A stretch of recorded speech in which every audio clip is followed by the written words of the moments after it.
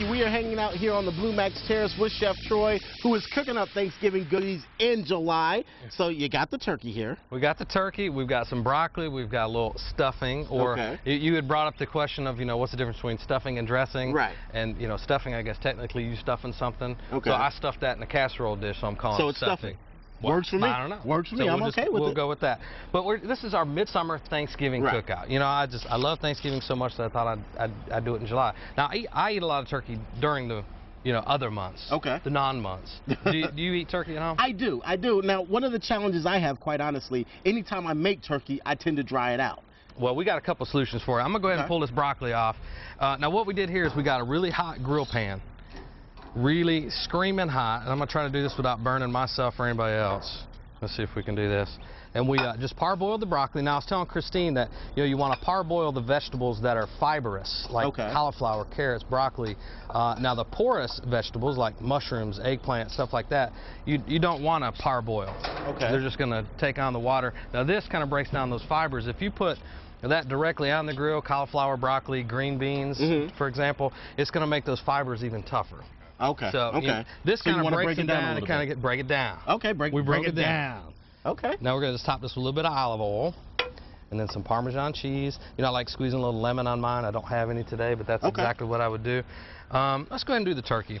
Now a couple of things to keep your turkey from getting dry. Okay. Now I don't know if you can see this, Patrick, but it is just oozing with moisturousness now. Yeah.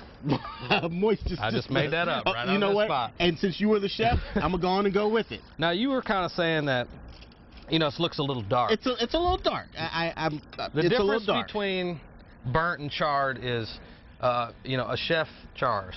A home cook burns.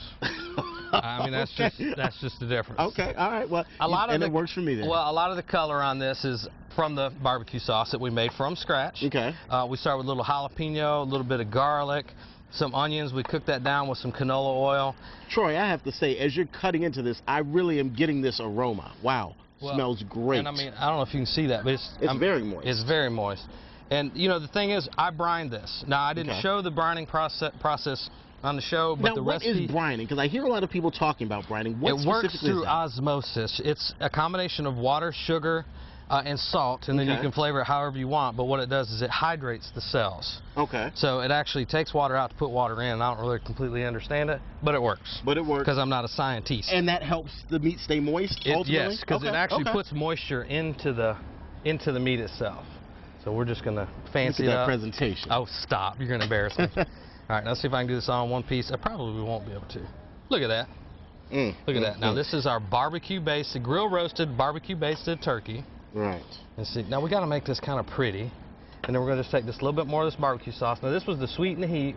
We put some chipotle in there, lots of brown sugar, molasses, which gives it that nice color. Okay. And then I would just serve the rest of it on the side. Now, when we let it rest, we put it on a piece of tin foil. And so you actually did that for a reason. So it catch those juices, and then we can pour those right over the top. So that's just proof that my turkey isn't dry. It's moist. Even though you think it looks burnt. It's colored. It's got an extra good, deep, rich color to it. Look at all that, by the way. And that's all that juice from that turkey. Now I'm cleaning that up because we got to get our casserole out of here. My hands are just filthy. All right, now this is our. Now I call it a casserole, but it's actually. Let me before I burn myself.